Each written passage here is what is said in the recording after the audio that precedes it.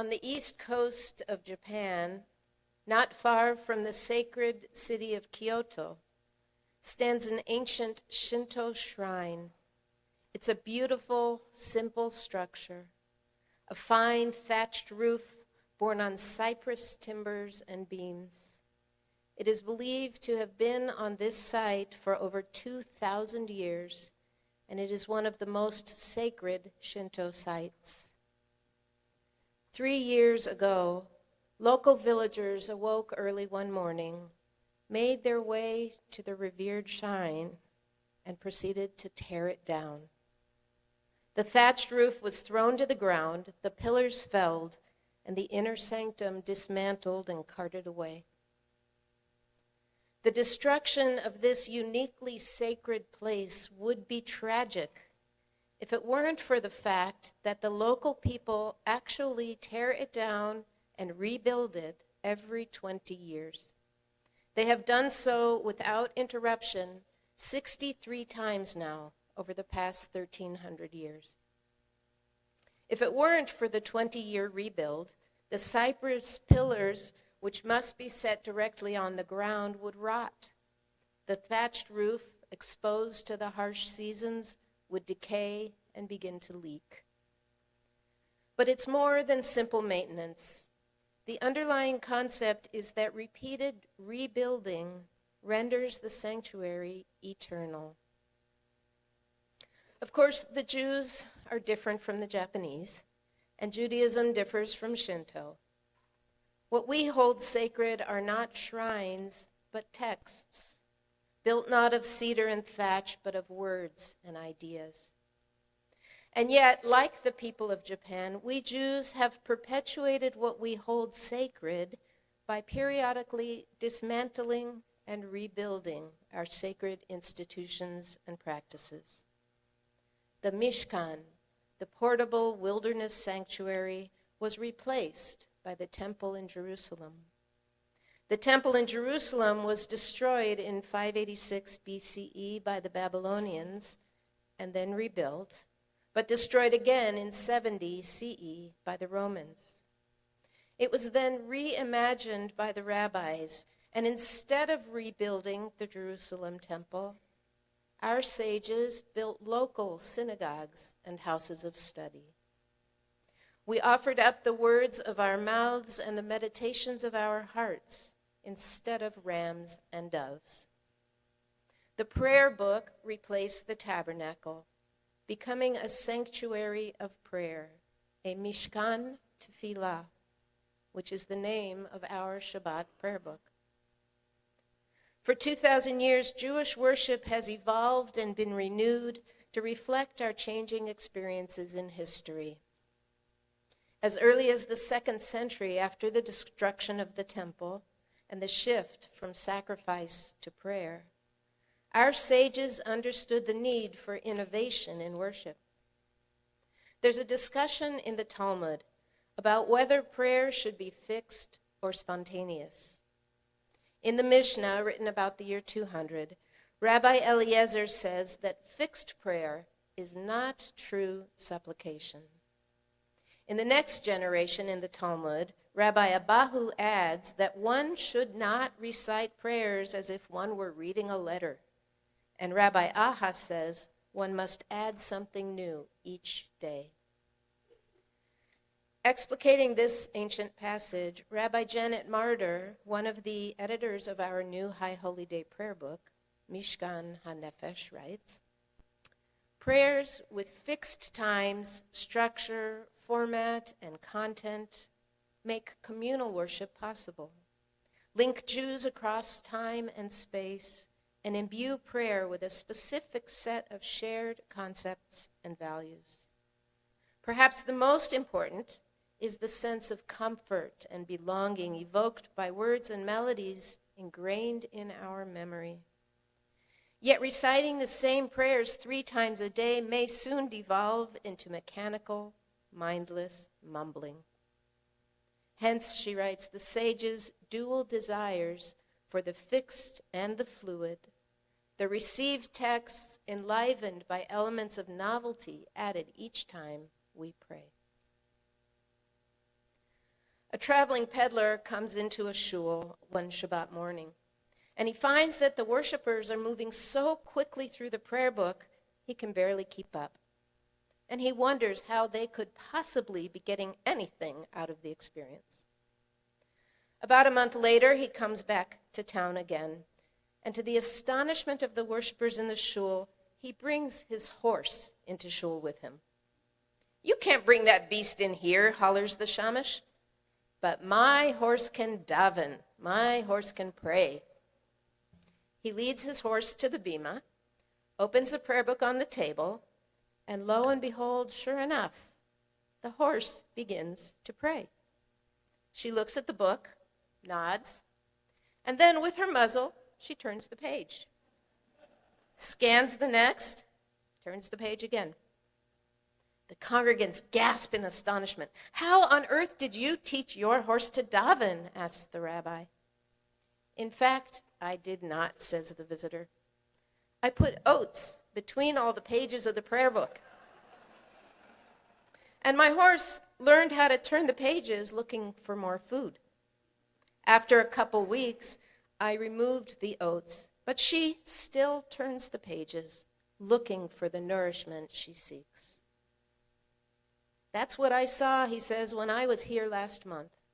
The words in your prayer books, I'm sure that at one point you all found fulfillment in them. Yet it seems to me that now you are just turning the pages, finding no nourishment there, just like my poor horse." We want our prayers to be nourishing. So every so often we have to shake things up, dismantle the shrine, and reassemble it. On the other hand, nobody likes change. According to research, human beings tend to resist change even when change represents growth and development.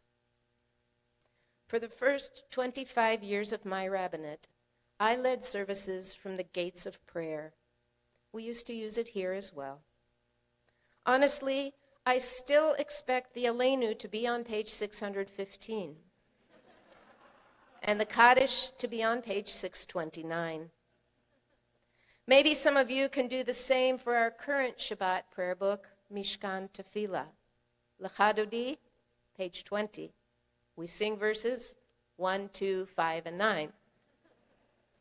Kaddish, page 287. It's comforting to know our prayer book that well, like a favorite sweater, a familiar walking path, or an old friend. But eventually the sweater wears out, the path gets overgrown, the friend moves on. George Carlin said, "Just when I discovered the meaning of life, they changed it." But as Charles Darwin observed, it's not the strongest species that survives, nor the most intelligent, but the one most responsive to change. The tenacity of Judaism seems to have borne that out. Judaism has survived the millennia because it has learned to adapt to changing circumstances. Yes, change is hard, but really, change is what Rosh Hashanah and Yom Kippur are all about. In fact, the Hebrew word for change, shinui, is from the same root as shana, the Hebrew word for year. Rosh Hashanah, the beginning of change. Change is not a simple thing. Usually, a change is initiated by something external, like, say, getting a new prayer book. Often the change is beyond our control. What matters more than the external change, according to the experts, is how we adapt to the change. Adapting is the internal transition that enables us to accept and embrace the change. I have always found that knowing more about a change makes the transition easier. So I want to take the next few minutes to share a little bit about our new High Holy Day prayer book, Mishkan HaNefesh, Sanctuary of the Soul, what some of the innovations are and what is the thinking behind them. The effort for a new High Holy Day prayer book began back in 2008. The editor's first step was to articulate their goals. They envisioned, quote, a 21st century machzor, that's a High Holy Day prayer book, that provides meaningful liturgy to those who pray regularly and welcomes those who are new, that inspires a multifaceted experience from feelings of awe to moments of solace, from the solitude of contemplation to the solidarity of song and worship, that embraces the rich liturgical voices of the Jewish past and the aspirations of our people today. A prayer book whose words, tone, and theological range are uplifting, inviting, and challenging, and which achieves an integration of tradition and innovation, prayer and music, speech and silence, the struggle with God and the struggle with being human. Sure thing. How'd they do? Each one of us will determine in our own hearts the extent to which these goals were met, and it will probably take many years till we really know. Steve Martin handed in a script to the studio, and when he got it back, he said, they didn't change one word. The word they didn't change was on page 87.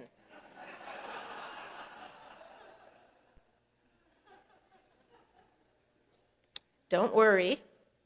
The editors of Mishkan HaNefesh haven't gone that far. Our precious liturgy is still intact. But let's take a look at some of the things that did change. Some of the innovations in the book are obvious, but worth mentioning.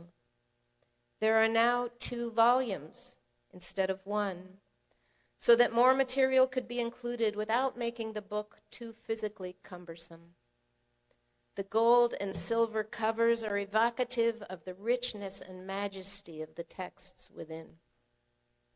Moving inside the book, one might notice right away there are pictures. The editors made a bold choice to include abstract art in the new machzor.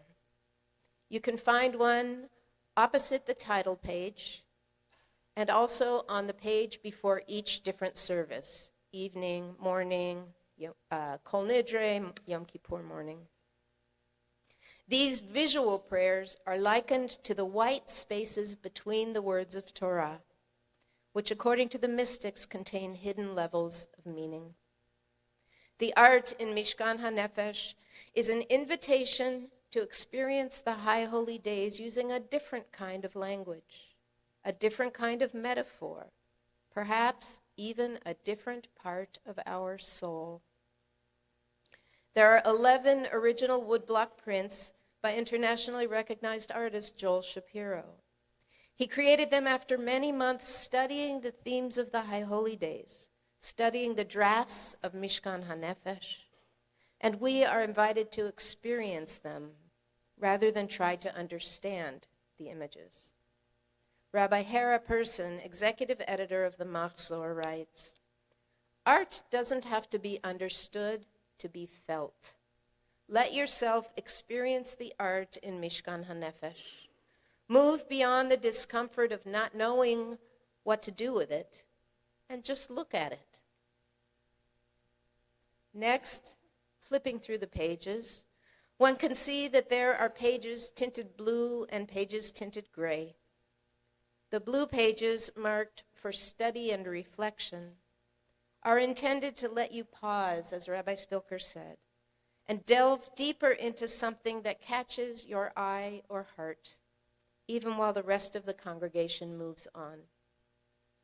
The gray pages offer interpretive or poetic translations, and then go a step further with what the editors call counter texts, boldly alternative theologies and perspectives.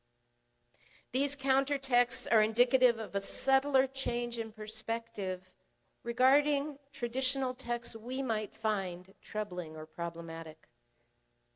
Historically, the Reform movement has tended to filter these right out.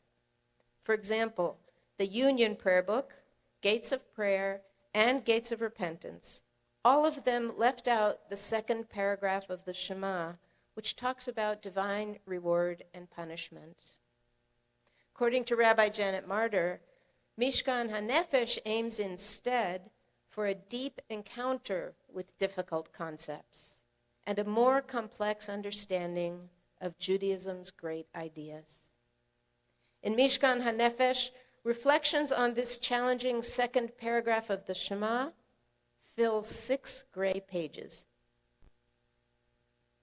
Next, those of you who attend Torah study have heard me say many times, translation, translation, translation. It's so important how we understand our Hebrew texts via translation. In Mishkan HaNefesh, the English translations of the Hebrew prayers are what the editors call faithful translations rather than literal translations. A faithful translation presents idea for idea, feeling for feeling, value for value, not word for word. In translating, the editor's main goal was to reveal a prayer's essential ideas and to capture the pervasive spiritual and poetic rhythm of the prayers.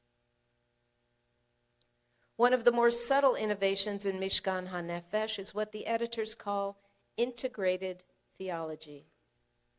Those of you who worshipped with Gates of Prayer, the Reform prayer book of the 70s, may remember that it contains 10 different service choices.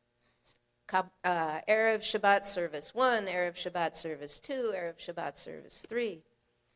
10 different choices, each with a different theological perspective. Service 1 is traditional. God is presented as sovereign of the universe. In service 4, we worshiped the God of justice. Service 6 deleted God entirely from the English, praising instead the power that makes for life, the power that makes for light, love, freedom, holiness, and so on. Service 9 was pediatric theology, God as maker of rainbows and butterflies.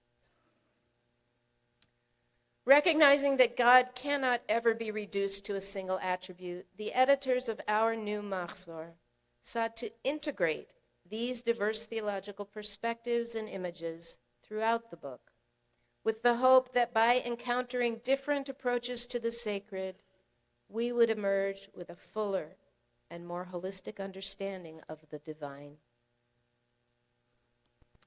In the 2009 vision statement for Mishkan HaNefesh, the editors wrote, "Most important to our work are the people for whom the book is intended.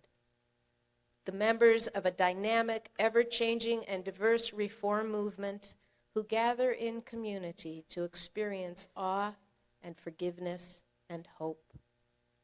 We, here, now, are that dynamic and diverse community.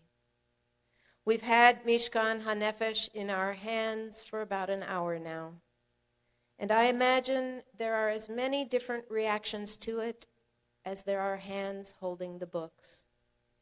I hope that it has been a good experience for you so far, and that however you may be feeling about it right now, that you will keep an open mind and an open heart for the remainder of these holy days. Rabbi Chaim Stern, one of the great liturgists of Reform Judaism, said, "In the liturgy of the synagogue, the Jewish people has written its spiritual autobiography.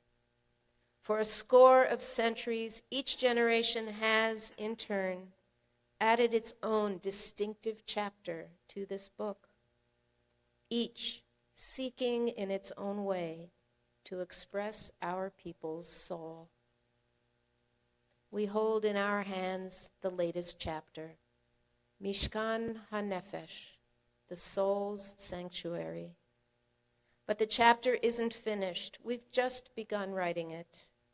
Mishkan HaNefesh is only the chapter headings.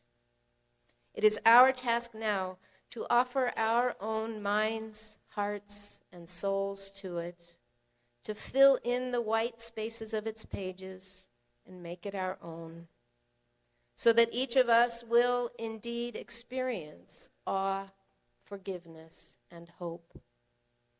And so that a new generation of Jews will come to love this book like a favorite sweater, a familiar walking path, or an old friend, until it is time yet again for it to be disassembled and a new chapter written. Ken Yehi Ratzon, may it be God's will.